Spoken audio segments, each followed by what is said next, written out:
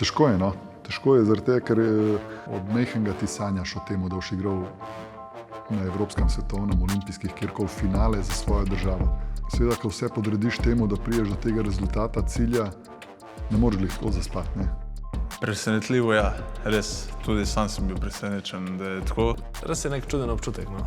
Res si, čisto si brez nekega pritiska, sploh ne čutiš nič.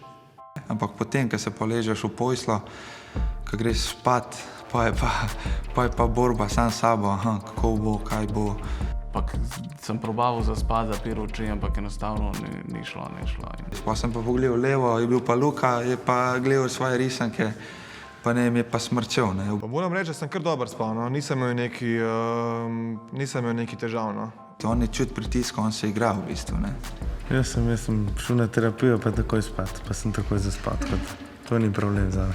Jaz sem bil pa nič nisem spal. Kakšni so fejs dobro spali, ne vem, verjamem, da Dimec ni imel s tem problemov, Čančar ni imel s tem problemov. V bistvu zaspal sem 1 uro, prišel zjutraj na trening, v bistvu s podočnjaki. Potem sem pa prišel nazaj v hotel, imel res najboljši nap time, spanec za 2 uri v življenju in pač pa je bila že tekma. Slept like a baby.